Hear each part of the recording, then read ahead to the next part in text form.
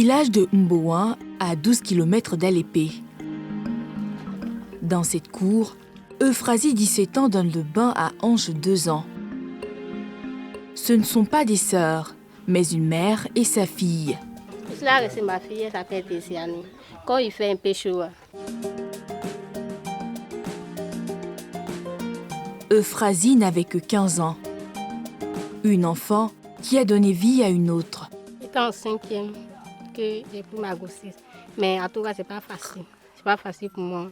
J'étais découragée. Parce que pendant l'école, j'étais découragée. Mes amis se moquaient de moi que je ne suis même pas arrivée à récupérer que je suis tombée enceinte. En tout cas, chez moi, c'est pas facile. J'étais restée à la maison, je pleurais tous les jours. Quand je pensais que ma vie est terminée comme ça. Si la situation est complexe pour la jeune fille, elle l'est tout autant pour ses parents. La grossesse est arrivée 3 mois, c'est là que j'ai suivi. Mais vraiment, moi-même aussi, ça m'a trop touché.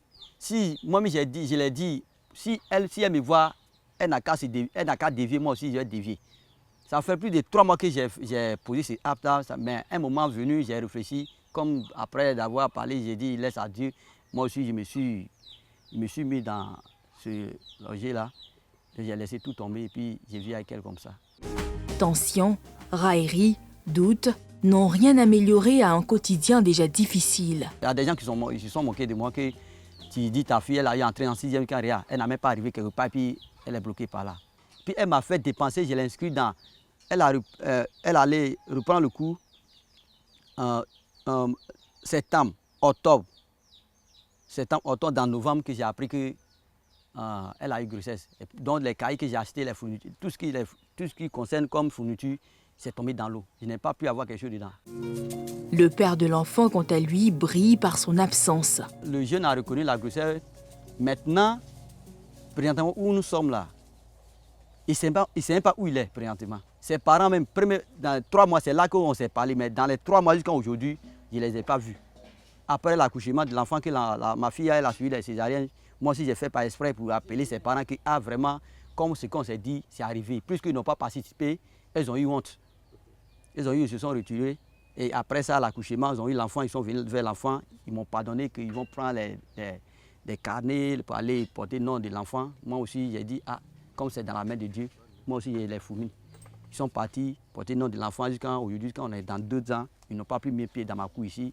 On ne m'appelle plus. Moi, je les vois des parents se saluent seulement. Mais ils n'ont pas parlé à faire de l'enfant, comment l'enfant vit, comment se passe, ou bien il est tombé malade. Non. On se voit en ville, on se salue bien, on cause ensemble, mais ils n'ont plus parlé enfin de l'enfant. C'est là que mon problème. Non, entre nous, c'est fini. Parce qu'il ne prend pas soin de moi. Il ne fait pas comme si il a fait enfant, s'il n'a pas fait enfant. Il ne me regarde pas. Moi aussi, je suis seule. Je ne vais pas chercher garçon là. Alors, je suis seule. Aujourd'hui, il y a beaucoup d'espoir pour pouvoir faire quelque chose dans ma vie. Parce que moi, je suis fière de moi pour pouvoir faire quelque chose dans ma vie. Je ne vais pas rester comme ça, regarder mes amis, aller à l'école. Moi, je vais aller à l'école pour devenir quelqu'un. Parce que j'ai seulement 17 ans en ce moment. Pour moi, ce n'est pas encore fini. Je n'ai pas 30 ans pour dire que pour moi, c'est fini. J'ai seulement 17 ans. Quand je vois ma fille comme ça me donne envie de faire quelque chose pour la rendre heureuse.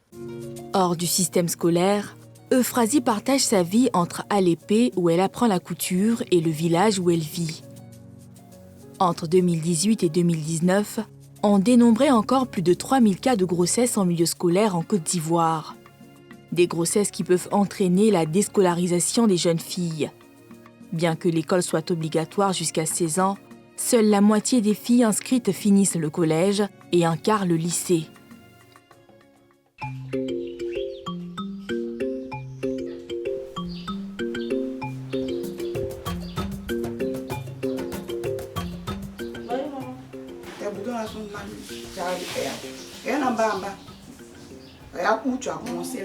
Aujourd'hui, je vais à l'école, il y a examen blanc interne. Déborah aurait pu faire partie de celles qui ont dû arrêter leur scolarité, freinée par une grossesse. Une chance dont est consciente cette tante qui l'héberge. Elle a eu la chance, sa maman a pris son enfant et puis elle continue l'école normalement, c'est bien. Ça n'est pas permis à tout le monde. Parce qu'il y a des femmes, il y a des jeunes filles comme elle qui n'ont pas la chance de trouver quelqu'un, une mère, pour garder leurs enfants pour aller à l'école. Aujourd'hui, c'est jour de BEPC blanc pour cette élève, mère depuis l'âge de 17 ans. Après les bénédictions du matin, elle prend la route de l'école pour courir après ses rêves de devenir aide-soignante.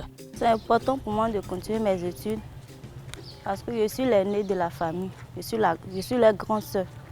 Donc je dois au moins chercher quelque chose à faire pour pouvoir aider ma famille, prendre soin de mes petits frères, mon enfant et de moi-même. Nous la retrouvons devant son collège dans le quartier Bocabo. Donc ce matin, on va commencer par mathématiques, après anglais, SVT.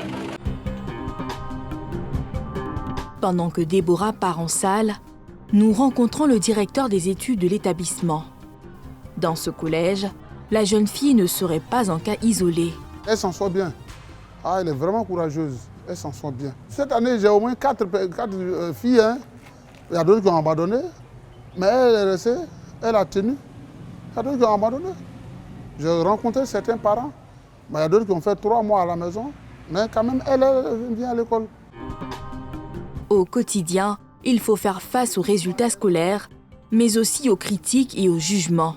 Les gens me critiquaient parce que j'étais enseignante. Ils m'ont dit, non, la jeune fille qui faisait malin au quartier, là, elle a pris grossesse, elle va plus à l'école, elle est tout à la maison. En tout cas, elles m'ont critiqué.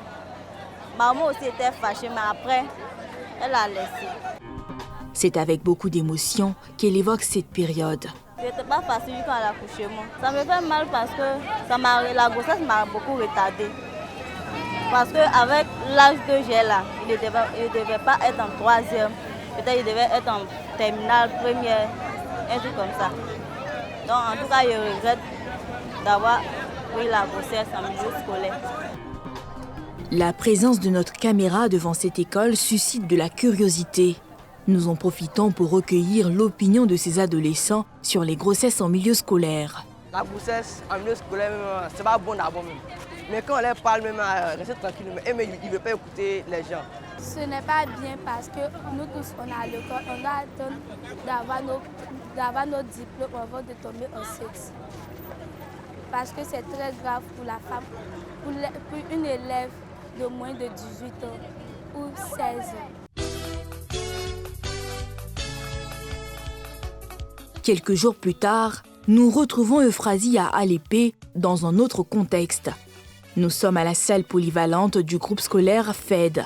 J'ai la formation de culture de ONG. C'est ce que je fais pour le moment quand je pars à l'école. Ici, l'ONG ProGirls veut donner une autre chance aux filles mères.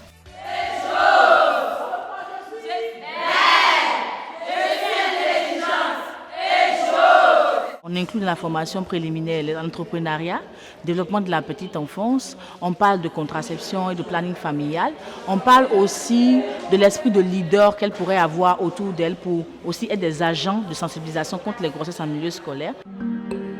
Le programme veut à terme donner des outils de prise en charge sociale à ces jeunes mamans. Une 50aine de jeunes filles qui déjà ont vu autre chose que ce qu'elles voient d'habitude, c'est-à-dire on leur a donné la possibilité de voir des personnes meilleures qui ont aussi des histoires à raconter et qui ont pu se relever parce qu'on a les modèles qui viennent tout le temps leur parler pour les encourager. Donc on a 50 filles qui sont motivées pour leur vie personnelle déjà. On a 50 jeunes filles aussi qui ont reçu des bases, c'est-à-dire en entrepreneuriat et autres, et qui n'auront plus jamais théoriquement leur vie dans la même condition qu'elles avaient, même si on ne leur a pas donné tous les moyens de pouvoir les réaliser. Et on aura 10 jeunes filles théoriquement qui seront réintégrées soit dans le système éducatif ou dans l'apprentissage professionnel, ou encore des personnes qu'on va pouvoir équiper avec des machines à coudre, des frigos, des congélateurs pour commencer des activités génératrices de revenus. Donc au total, on a 10 bénéficiaires à la fin du programme ici à Alépé et c'est comme ça chaque année. Dans la salle, Déborah, l'élève maman d'Abobo, est là elle aussi avec Uriel son fils. Uriel dans les bras. C'est vrai, je fréquente à Abidjan, mais chaque samedi, on vient faire la formation à Alépé et je profite pour voir mon enfant. Elle doit parcourir 80 km chaque samedi pour rejoindre ce centre qui a pour ambition de lui donner une chance. Après cette formation, j'aimerais continuer mes études, faire cours du soir et le matin, chercher quelque chose à faire, commerce comme ça, pour s'occuper de mon enfant et de moi-même. Le fait de venir chaque samedi, ça me fatigue, mais je suis obligée de le faire parce que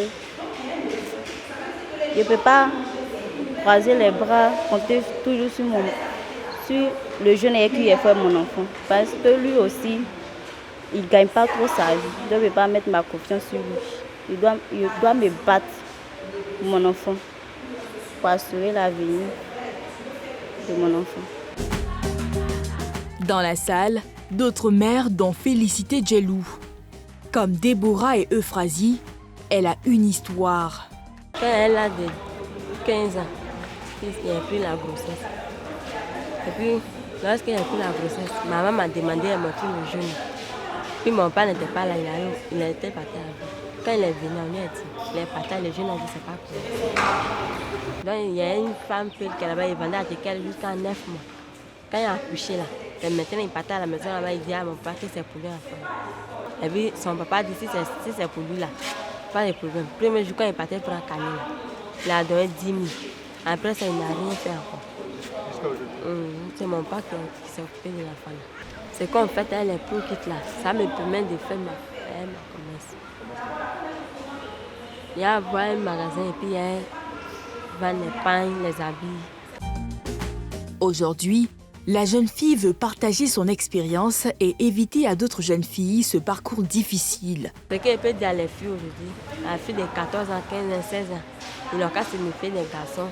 S'ils sont à l'école, ils n'ont qu'à regarder les études là pour aller de l'avant. Que pour chercher les garçons, il n'y a rien dedans.